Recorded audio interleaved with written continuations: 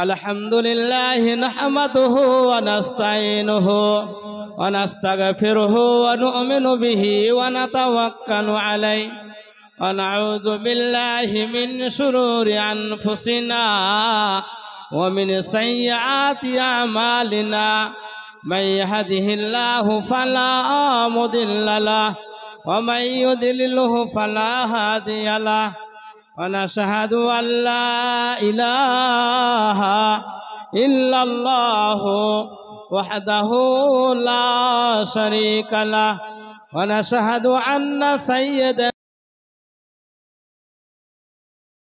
مولانا محمدا عبده ورسوله ভাই এই টাকা অন্য জায়গায় সাইডে নিয়ে চলে যান, এখানে কথা বলবেন না।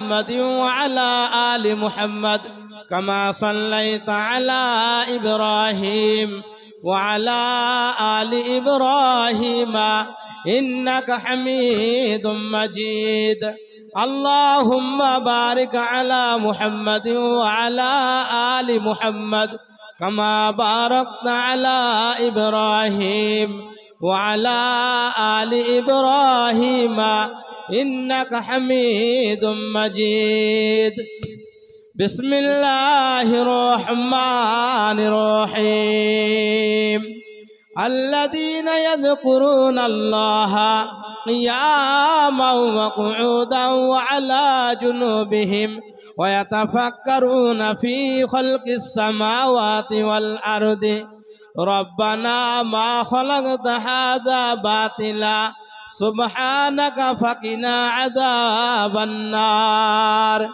بسم الله الرحمن الرحيم إن الصلاة كانت على المؤمنين كتابا موقوتا بسم الله الرحمن الرحيم وامتازوا اليوم أيها المجرمون بسم الله الرحمن الرحيم وإذا قرئ القرآن فاستمعوا له وأنصتوا لعلكم ترحمون بسم الله الرحمن الرحيم ولكم فيها ما تشتهي أنفسكم ولكم فيها ما تدعون বন্ধনা আরাধনা বিজ্ঞাপিত অবিজ্ঞাপিত শিক্ষিত অশিক্ষিত ছোট বড় সকলকে আমি আমার শুভেচ্ছা সালাম জানিয়ে অল্প সময়ে দু চারটে কথা মহান খোদার মহান স্রষ্টার সম্মানিত যোগ্যতম জলসার সভাপতি সাহেব, আমার ডান দিকে বাম দিকে বসে থাকা উলামায়ে কিরাম ও হাফেজে কোরআন, আমার সামনে বসে থাকা দিন দরদি ভাই ও বাবাজিরা, পর্দার অন্তর আড়ালে মা ও বোন, সকলকে শ্রদ্ধা সালাম জানিয়ে বর্ধমান জেলা কুসুমগ্রাম এলাকা সংলগ্ন ঢেউচান্দা গ্রামে একটা জামে মসজিদের উন্নতি কল্পে একটা নুরানি জলসার আয়োজন করেছেন গ্রামবাসী যুবক বৃদ্ধ ভাইরা। আমার এই গ্রামে জনাব হযরত মাওলানা হাফেজ কিতাবুল সাহেব আমার আগে উনি বক্তব্য করছিলেন। এই মসজিদের জন্য আল্লাহর ঘরের জন্য কিছু কালেকশন আদায় করলেন, আপনারা তাতে শরীক হয়েছেন। যারা খাতায় লিখিয়েছেন আল্লাহর ঘরের জন্য দিয়েছেন, আমার মনে হয় আল্লাহ পাক ফেরেশতার মাধ্যমে আপনাদের নামগুলো জান্নাতে যাওয়ার একটা লিস্টি আল্লাহ পাক তৈরি করেছেন। কারণ আল্লাহর ঘরের জন্য আপনারা নিজে রক্ত ঘামানো পরিশ্রম করা পয়সা আল্লাহর ঘরে দিয়েছেন, সহযোগিতা করেছেন। ভাইরা আমার, এই এলাকায় আমি অনেকবার এসেছি। ঝিগড়ে, খোনদ, ভান্ডারবাটি, ঢেউচান্দা, দিগনগর মাদ্রাসা, কুসুমগ্রাম, রায়গ্রাম, মামুদপুর, ভাইরা আমার বর্ণ, পটিপাড়া, নাদনঘাট, এই এলাকায় আমি প্রায় আপনারা ডাকেন জালসা করতে আসি। ভাইরা আমার, আল্লাহ বড়, তার কথা বড়। আল্লাহর কথা যে বলবে তার লাভ, আল্লাহর কথা বসে বসে যারা শুনবে তাদেরও লাভ। আল্লাহর নবী বড়, আল্লাহর নবীর কথা যে বলবে তার লাভ, নবীর আদর্শের কথা বসে বসে যারা শুনবে তাদেরও লাভ। আল্লাহ ধর্মগ্রন্থ, আল্লাহর কালাম, আল্লাহর কোরআন, আল্লাহর কালাম, আল্লাহর কোরআন যে পড়বে তার তো লাভ হবেই হবে। আর আল্লাহর কালাম, আল্লাহর কোরআন পাশে বসে যারা শুনবে তাদেরও গুনাহ মাফ হবে। একবার বলুন সুবহানাল্লাহ। ভাইরা আমার, আসরের নামাজের পর হইতে প্রায় রাত 10টা বাজতে যাচ্ছে, আপনারা ঠান্ডায় ছাউনি ছাড়াই। ভাইরা আমার, 10ই জানুয়ারি, আজকে 25 তারিখ। ভাইরা আমার, পৌষ মাসের ঠান্ডায় ঠান্ডা আপনারা আল্লাহর কথা শুনছেন, আপনারা কোরআনের কথা শুনছেন। আল্লাহর ফজলে কারাম, এর বদলা, এর ভাইরা আমার, আল্লাহ পাকের বড় এনাম, এহসান আমাদের ওপরে আছে, আসবে, আল্লাহ পাক দেবেন। তবে এত বড় প্যান্ডেলটা একটু ছাউনি করা দরকার ছিল, তবু আপনারা আল্লাহর রাস্তায় বসে আছেন। এটা আল্লাহ পাকের একটা বিরাট একটা রহমত। ভাইরা আমার, আল্লাহ পাক আমাকে আপনাকে সময় দিয়েছেন, সুযোগ দিয়েছেন। কাকে কতটুকু সময় দান করে আল্লাহ তাআলা দুনিয়াতে পাঠিয়েছেন আমি আপনি পৃথিবীর কোনো মানুষকেও বলতে পারবো না। আমার আপনার মরণ হবেই হবে। আমার আপনার মরণটা কি বারে হবে, শুক্রবার না রবিবার না মঙ্গলবার, আমি আপনি জানি না। আমার আপনার ইন্তেকাল হবেই হবে। আমার আপনার মৃত্যুটা কিভাবে হবে, আমার আপনার ইন্তেকালটা বাজ পড়ে মারা যাবে, না আগুনে পড়ে মারা যাবে, না কারেন্টে পড়ে মারা যাবে, না দেয়াল চাপা পড়ে মারা যাবে, না গাছ চাপা পড়ে মারা যাবে, না বাসে চাপা পড়ে মারা যাবে, না ট্রেনে কাটা পড়ে মারা যাবে, না বাইক অ্যাক্সিডেন্ট করে মারা যাবে, না পানিতে ডুবে মারা যাবে, না হেলিকপ্টার থেকে পড়ে মারা যাবে। ভাইরা আমার, বন্ধুরা আমার, আল্লাহ পাক বলছেন, ও জমিনের মানুষ, ও দুনিয়ার মানুষ, এই 4টে কথা তোমরা কেউ জানো, কেউ বলতে পারবে। জমিনের মানুষ এক বাক্যে বলল, খোদা না, এই 4টে কথা একমাত্র তুমি ছাড়া কেউ জানে না, কেউ বলতে পারবে না। আল্লাহ পাক বললেন, তাহলে আমার ধর্মগ্রন্থ, আমার কালাম, আমার কোরআন তোমরা খোলো। তোমাদেরকে সতর্ক করে দিয়েছি, তোমরা সাবধান, তোমরা হুঁশিয়ার।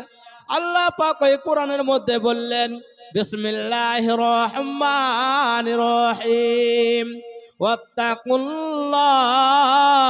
আল্লাহ পাক বলেন, ও জমিনের মানুষ, ও দুনিয়ার মানুষ, আমার এই জমিনে থেকে যদি কাউকে ভয় করতেই হয়, আল্লাহ পাক বলেন, একমাত্র তুমি আমাকে ভয় করো। আল্লাহর ভয় যদি আমার আপনার ভেতরে থাকে, আমি আপনি যেদিন মারা যাব, ইন্তেকাল করব, আর দুনিয়ার মানুষ যখন আমাকে আপনাকে জানাজা পড়িয়ে ওই অন্ধকার কবরে বাঁশতলায় বাগানে রেখে দিয়ে চলে আসবে, আল্লাহ পাক বলবেন, তুমি বুকের ওপরে তাকিয়ে দেখো, তোমার বুকের ওপরে সবুজ বাসে চাঙ্গারি, আর তুমি আজকে যেটা পরনে পরে এসেছো একটা সাদা কাপড়, তোমার বুকের ওপরে 3 মুঠো করে মাটি দিল। মিনহা খলাকনাকুম ওয়া বিহা নুইদুকুম ওয়া মিনহা নুখরিজুকুম তারাতান উখরা। এর অর্থের মানে হলো, বাপ, তোমাকে মাটি থেকেই তৈরি করা হয়েছিল, আবার এই মাটির ওপরেই আজকে তোমাকে সমান করে রেখে দেওয়া হলো, আবার একটু পরেই এই মাটি তোমাকে জাগাবে। সেই জন্য আল্লাহ পাক বলছেন, আর একবার তোমার কবরের ডান দিকে, বাম দিকে, উত্তর দিকে, পূর্ব দিকে, পশ্চিম দিকে, দক্ষিণ দিকে তুমি তাকিয়ে দেখো, একজন ব্যক্তি তোমার কবরে কেউ নাই, তুমি কবরে একা। আল্লাহ পাক বলছেন, তাই তোমার কোনো ভয় নাই, চিন্তা নাই, টেনশন নাই। আমার ভয় তোমার ভেতরে ছিল বা আছে, সেই জন্য আমি আল্লাহ তোমাকে আমি একবারই ক্ষমা করে দিলাম, মাফ করে দিলাম। একবার জোরে বলা যাবে না সুবহানাল্লাহ? জোরে বলুন সুবহানাল্লাহ। বাংলা মায়ের গর্বে বীর সন্তান, হিন্দু মুসলমান, আর মুসলিম তার নয়ন মনি, হিন্দু তার প্রাণ। আল্লাহর নবী বলেন, চাচা যান ওইদিকে চান্দু ভাগ হয়ে গেছে, আপনি যদি পড়ে নেন, মেনে নেন কলমা লা ইলাহা ইল্লাল্লাহ মুহাম্মাদুর রাসূলুল্লাহ সাল্লাল্লাহু আলাইহি ওয়াসাল্লাম। ভাইরা আমার, দুনিয়াতে আমি আপনি যত মানুষ এসেছি বাপ, দুনিয়াতে আমি আপনি যত মানুষ এসেছি, চারটে জিনিসের জন্য খুব চেষ্টা করি, মেহনত করি, চারটে। ভাইরা আমার, এদিকে কথা বলবেন না, একটু দূরে যেয়ে কথা বলুন। কথা বলা কি দরকার আছে? এখানে সাইডে চলে যান। জলসান মজলিসে বক্তব্য রাখার সময় পেছনে কথা বললে হবে না, একটু সাইডে যান।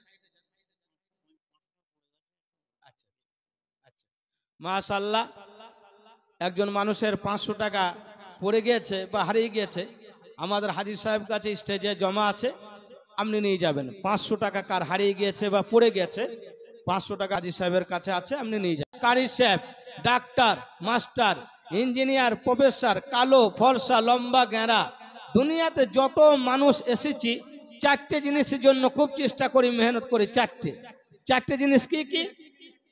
এক নম্বর হলো আমার একটা উচ্চ নাম হবে, আমার একটা সুন্দর নাম হবে।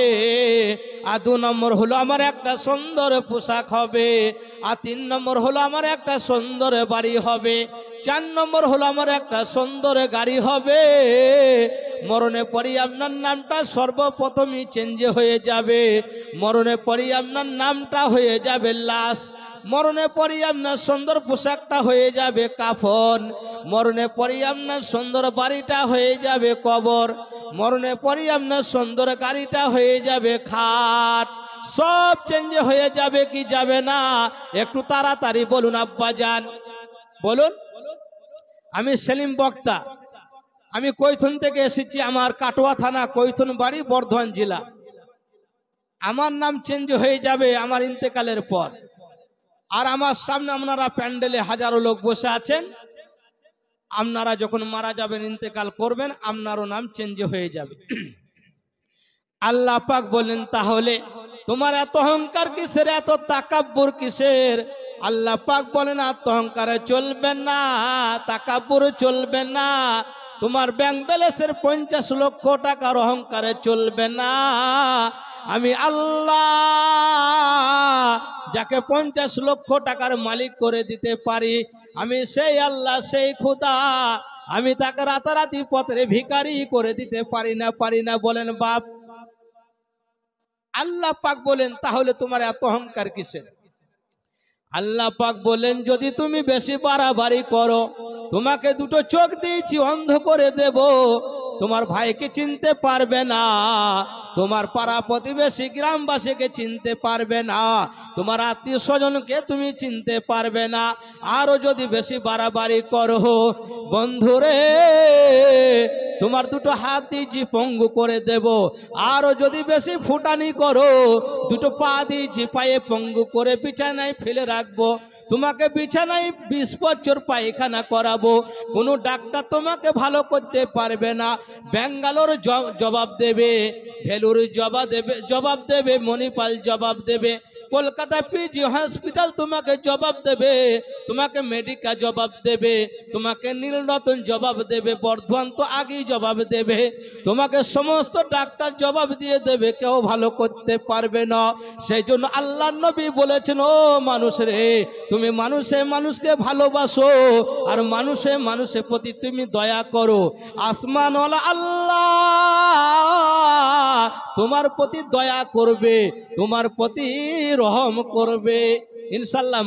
মানুষকে আমরা সকলেই ভালোবাসবো নাকি বাপ, বলুন ইনশাল্লাহ। সেই জন্য ভাইরা আমার আপনার সব কিছু ক্ষমতা শেষ হয়ে যাবে। আল্লাহ পাক বলেন আমার কি ক্ষমতা দেখবি বল, না তোরা আমার ইবাদত করবি বল। আল্লাহ পাক বলেন আমার ক্ষমতা দেখো, নাইলে তোমরা আমার ইবাদত করো।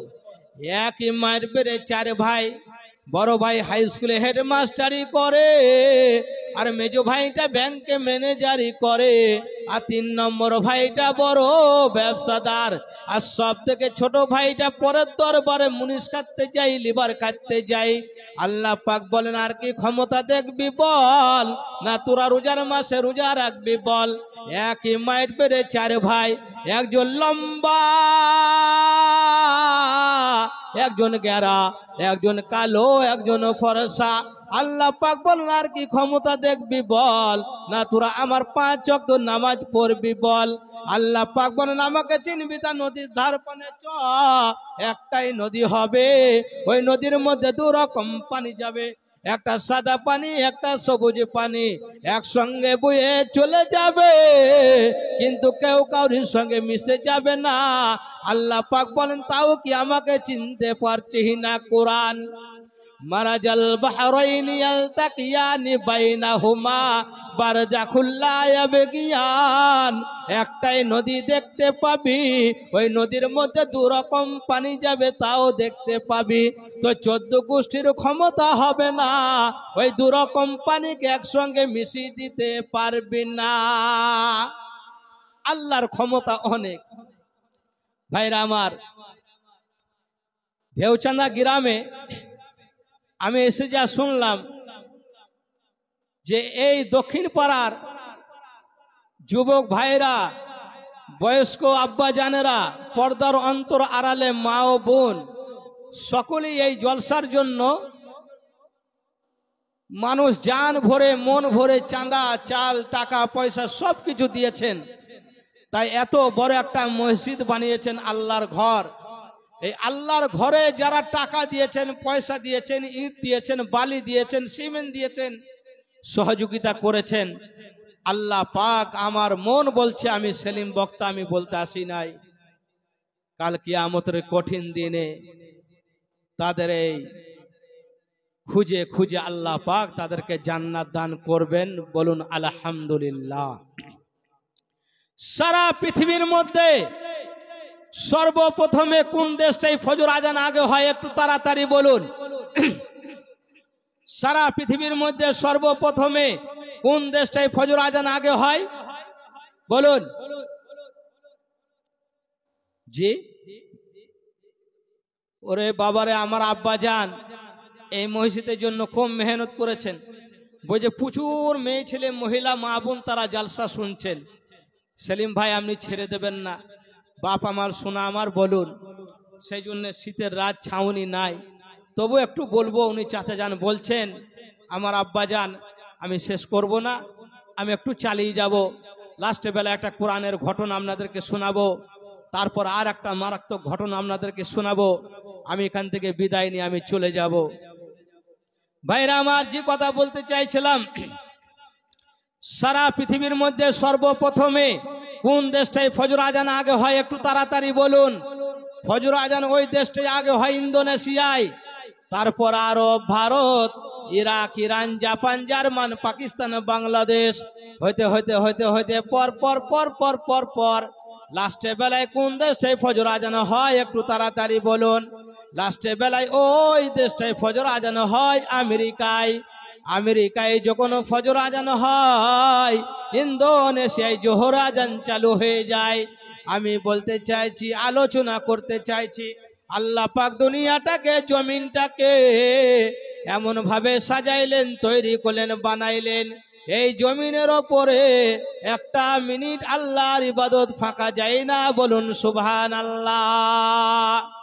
কোন জায়গায় জোহরের আজান, কোন জায়গায়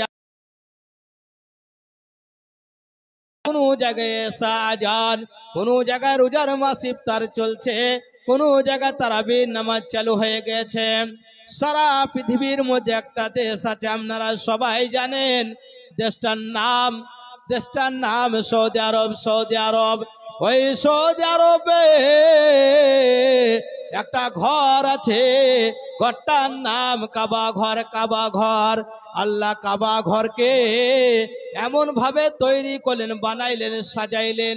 ওই কাবা ঘরে মিনিটে মিনিটে অনেক অনেক অনেক দূরের কথা, সেকেন্ডে সেকেন্ডে লক্ষ লক্ষ মানুষ আল্লাহর ইবাদত করে। আর একবার জোরে বলুন আলহামদুলিল্লাহ। আমার পরে আর কোনো বক্তা নাই বাপ, আমার পরে একটা বড় বক্তা আছে, সেটা হলো খানা, আর ওটা ছেড়ে যেতে মানা। সেই জন্য বাপ আমি এই অধম আপনাদের কাছে পৌঁছেছি। গতকালকে যখন যোগ্যতম আমাদের বক্তা, যোগ্যতম ইমাম সাহেব জনাব হযরত মাওলানা হাফেজ কারি কিতাবুল ইসলাম সাহেবের সঙ্গে যখন অনেক দূর, বহরমপুর থেকে প্রায় 18 কিলোমিটার হবে কম বেশি, যাই হোক আপনাদের এখানে আজকে পৌঁছেছি। আগামীকাল আবার অনেক দূরে প্রোগ্রাম, সেখানে পৌঁছাবো আল্লাহ চাইলে। সবকিছু আল্লাহর ইচ্ছা।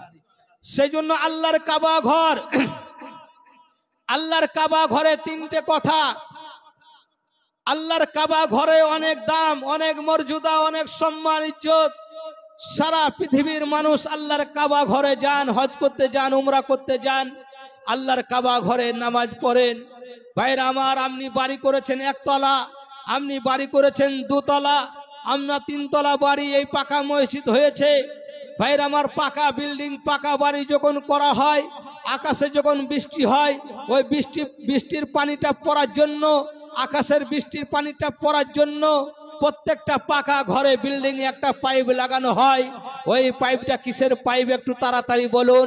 আমার আপনার বাড়িতে যে পাইপটা লাগানো আছে ছাদে বৃষ্টি ওই পানিটা পড়ার জন্য, প্লাস্টিকের পাইপ।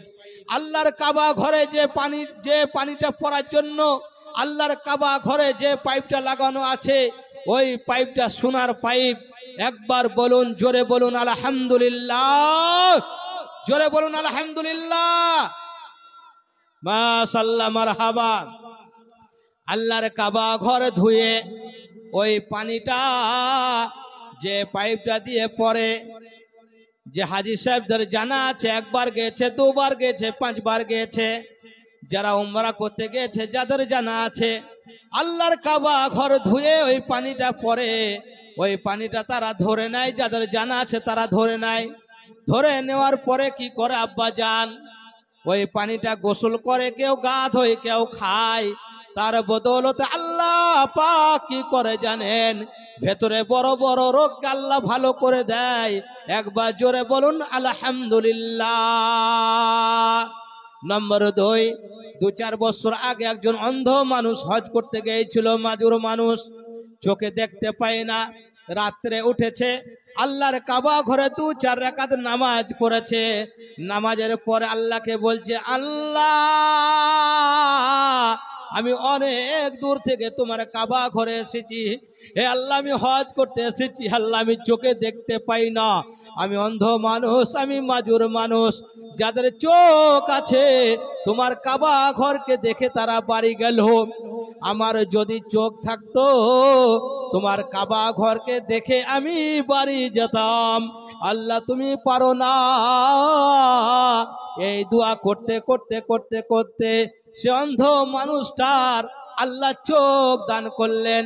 আর একবার বলুন আলহামদুলিল্লাহ, জোরে বলুন আলহামদুলিল্লাহ, নারে তাকবীর। দিন ইসলাম, দিন ইসলাম জিন্দাবাদ। ভাইরা আমার, নাম্বার 3, আল্লাহর কাবা ঘরে চারিদিকে ভাইরা আমার চত্বরে অনেক পায়রা থাকে, পাখি থাকে, আশ্চর্য হয়ে যাবেন, হাজার হাজার পায়রা থাকে। একটা পায়রা আল্লাহর কাবা ঘরের ভেতরে পায়খানা করে না। আর একবার বলুন আলহামদুলিল্লাহ। আল্লাহর কাবা ঘরকে তারা কত সম্মান করে, ইজ্জত করে।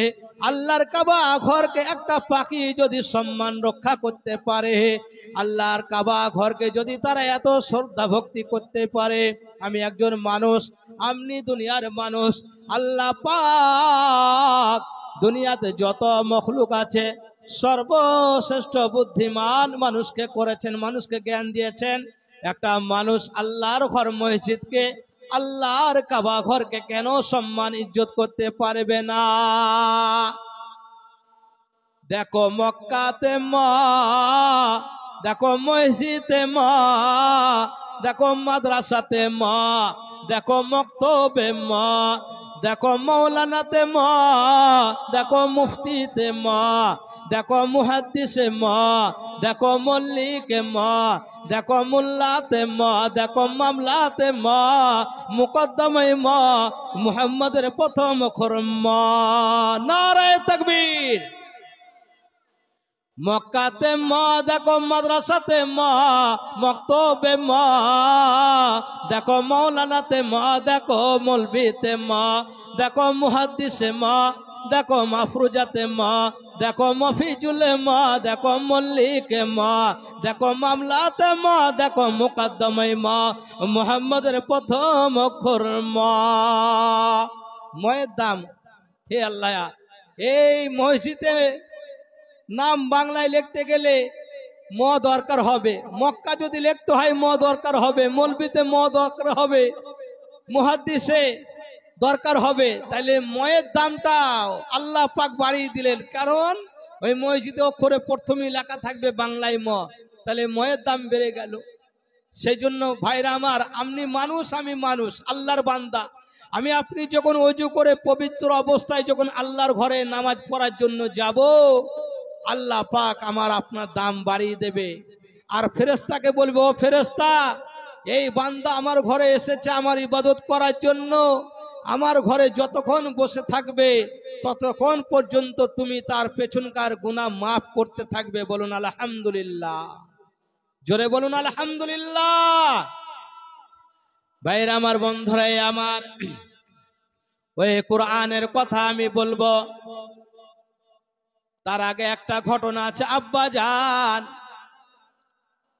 সারা পশ্চিম বাংলার উত্তরবঙ্গ একবারে শেষ প্রান্ত উত্তর দিনাজপুর, ইসলামপুর, ডালখোলা, পূর্ণিয়া বাজার, কালাবাড়িগঞ্জ, দাসপালা, ডোলাপাড়া মাদ্রাসা জলসা করতে গেলাম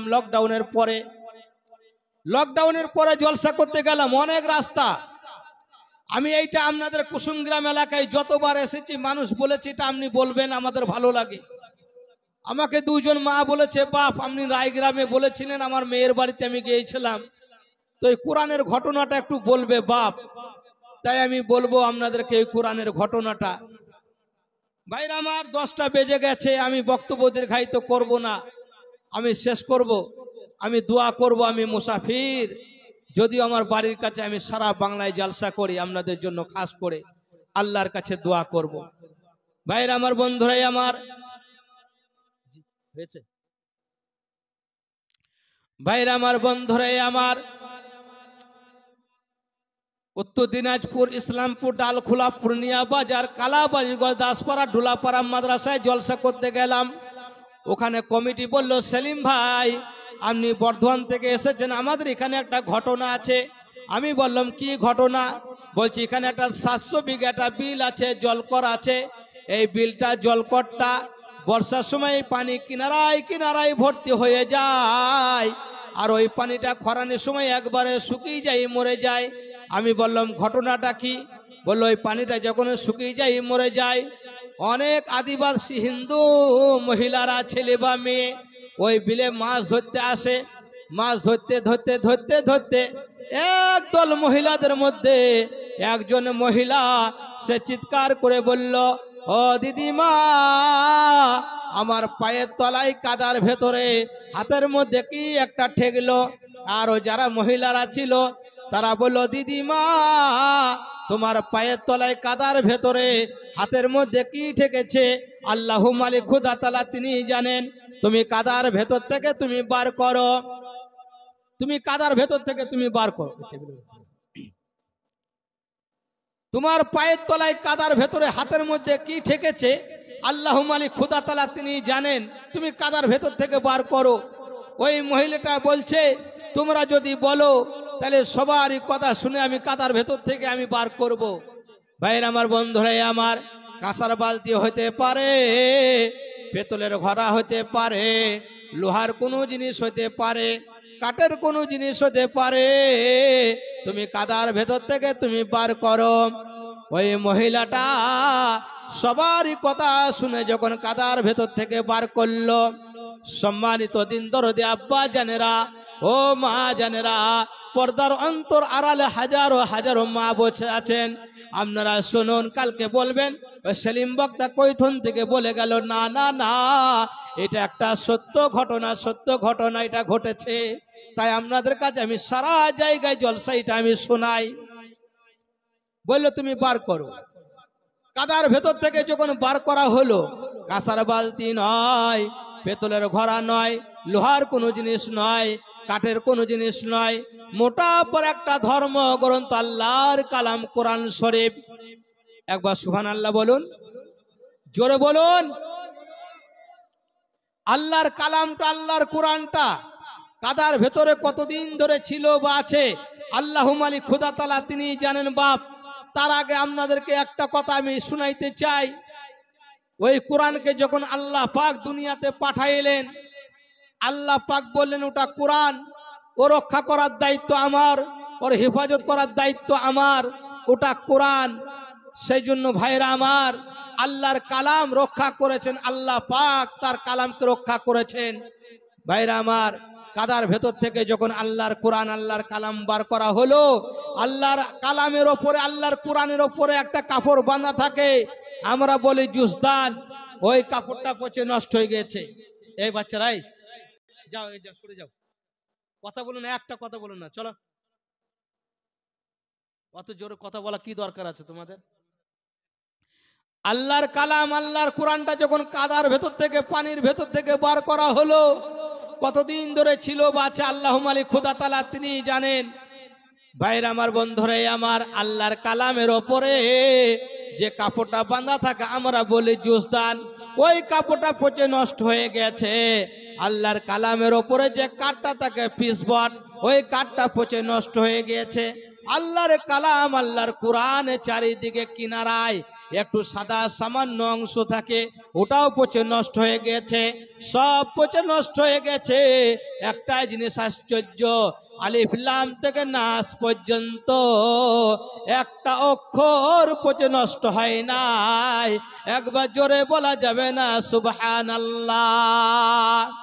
আল্লাহর কালাম, আল্লাহর কোরআন যখন দুনিয়াতে এলো, দুনিয়ার মানুষ সাহাবায়ে কিরাম বলছে, কোরআন, ও কোরআন তুমি দুনিয়াতে কখন এসেছো? ও কোরআন তুমি সকালবেলা এসেছো না রাত্রে এসেছো? ও কোরআন তুমি শীতকালে এসেছো না গরমকালে এসেছো? ও কোরআন তুমি খরানির সময় এসেছো না বর্ষার সময় এসেছো?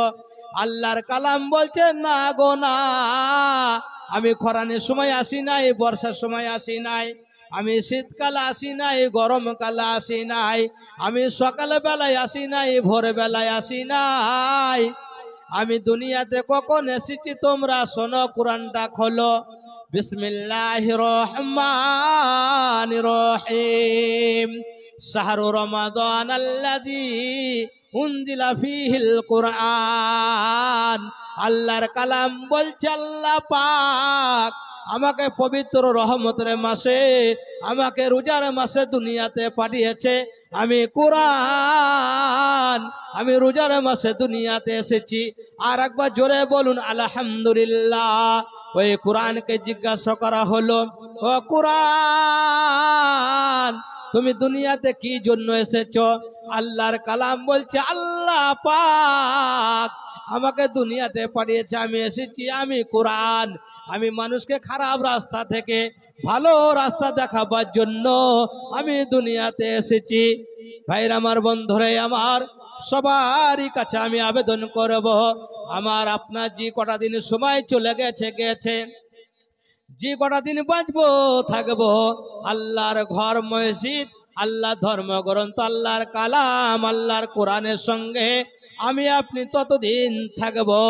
একবার জোরে বলুন ইনশাআল্লাহ, জোরে বলুন। যতদিন বাঁচবো থাকবো এ আল্লাহর ঘর মসজিদ আপনাদের চোখের সামনে ঝলঝল করছে, কি সুন্দর মসজিদ।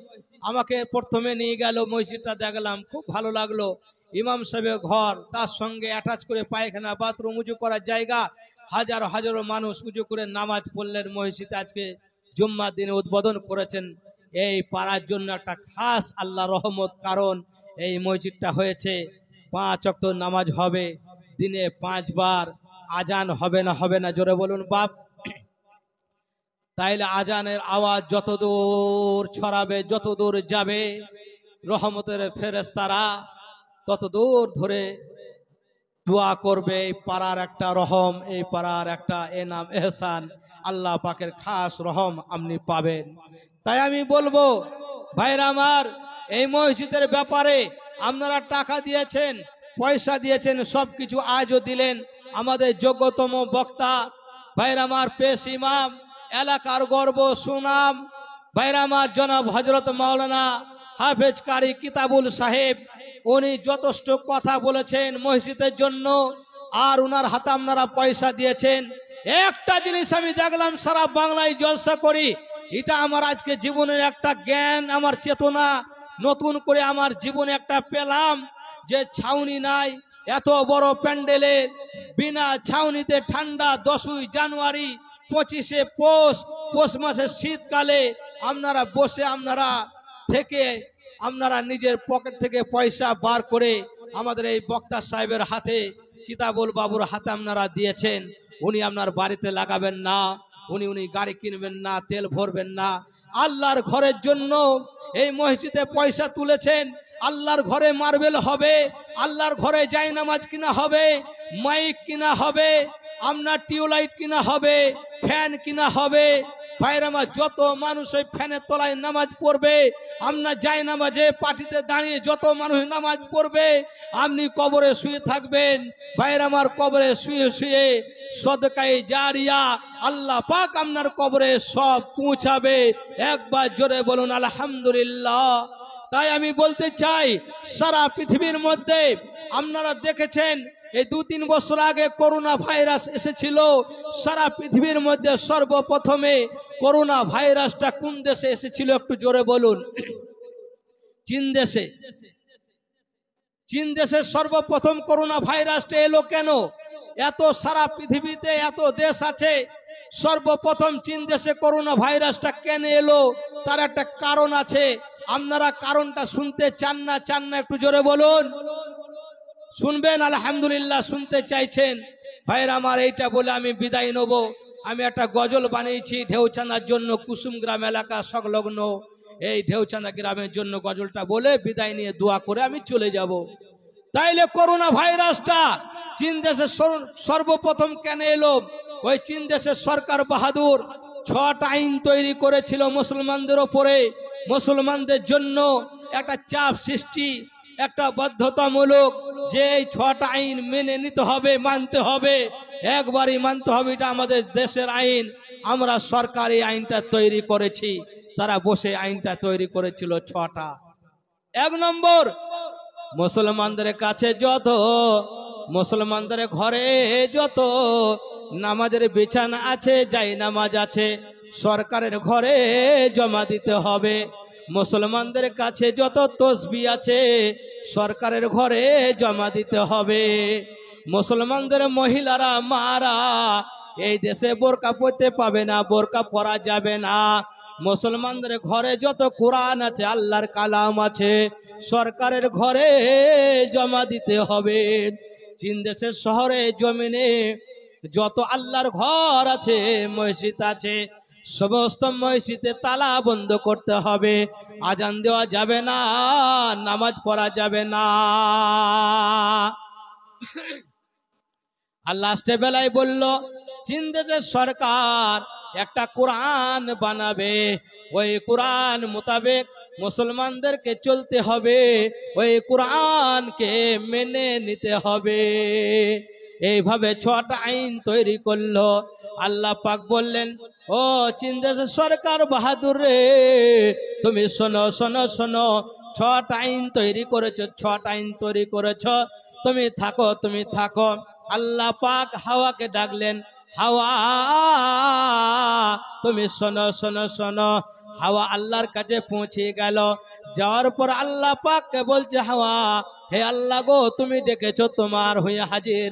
আল্লাহ তোমার হুকুমে তোমার কাছে হাজির হয়েছি, তুমি কি বলছো বলো। আল্লাহ পাক বলেন, হাওয়া তোমার মধ্যে আমি একটু বিষ ঢেলে দেব, ওই বিষটা নিয়ে যে একবারে চীন দেশের জমিনে তুমি ছড়িয়ে দেবে, অন্য জায়গায় যেন না পড়ে যায়। হাওয়ার মধ্যে একটা বিষ দিলেন। আল্লাহ পাক বলেন না এটা করোনা, আল্লাহ পাক বলেন না এটা ভাইরাস, আল্লাহ পাক কোনো নাম লেখেন না, আল্লাহ পাক কিছু ঘোষণা করলেন না। ওই হাওয়াটা ডাইরেক্ট যে একবারে চীন দেশের জমিনে ছড়িয়ে গেল। ওই হাওয়াটা যার গালে লাগে গালটা এত বড় হয়ে যায়, যার চোখের মধ্যে পরে চোখটা এত বড় হয়ে যায়। ভাইয়ের আমার, যার হাতের মধ্যে ঠেকে হাতটা পঙ্গু হয়ে যায়। এইভাবে 10 থেকে 15 দিনের মাথায় চীন দেশের শহরে জমিনে যত হসপিটাল ছিল, নার্সিংহোম ছিল, সব ভর্তি হয়ে গেল, আর রুগী রাখা জায়গা পায় না। ওই সরকার লাস্টে বেলায় ঘোষণা করলো, ও চীন দেশের জাতি ধর্ম বর্ণ দলমত নির্বিশেষে তোমরা শোনো শোনো শোনো, আল্লাহর ঘর মসজিদ তোমরা তালা খুলে দাও, আজান দাও, মুসলমান তোমরা নামাজ পড়ো, জাতি ধর্ম বর্ণ সকলেই তোমরা নামাজ পড়তে লাগো, মুসলমানদের সাথে তোমরা নামাজ আদায় করো। কি বলছেন?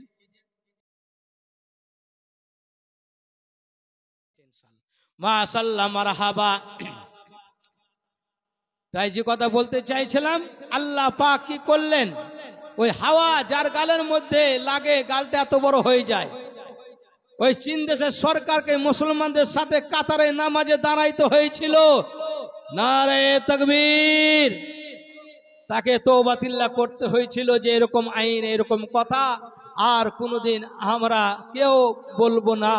সেই জন্য ভাইরা আমার, আল্লাহর ঘর মসজিদ, আল্লাহ ধর্মগ্রন্থ, আল্লাহর কালাম, আল্লাহর কোরআন, 5 ওয়াক্ত যেতে পারি আর না পারি, আল্লাহর ঘরকে আমি আপনি মহব্বত করি, ভালোবাসি। আমি আপনি কোরআন পড়তে পারি আর না পারি, আল্লাহর কালাম, আল্লাহর কোরআনকে আমি আপনি মহব্বত করি, আমি আপনি ভালোবাসি।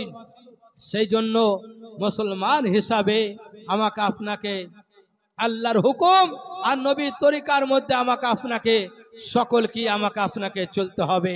আল্লাহর হুকুম আহকামের মধ্যে আমি আপনি সকলেই চলবো ইনশাআল্লাহ, নাকি বাপ? তাই ভাইরা আমার, একটা গজল আমি 2 কবি বানিয়েছি, ওই গজলটা আমি বলবো, তারপর আমি বিদায় নিয়ে চলে যাব।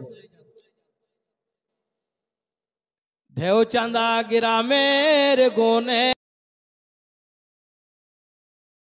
গ্রামের গুণের কথা কেমন করে ভুলবো তা, আজকে মোরা যাচ্ছি চলে, দাও গো সবাই দাও বিদায়, বিদায় কালে সালাম জানাই, রাখিও মোদের স্মরণে, এ বিদায় নয় চির বিদায়, আসিব আবার এখানে। ঢেউচাঁদা গ্রামের গুণের কথা কেমন করে ভুলবো তা, আজকে মোরা যাচ্ছি চলে, দাও গো সবাই দাও বিদায়।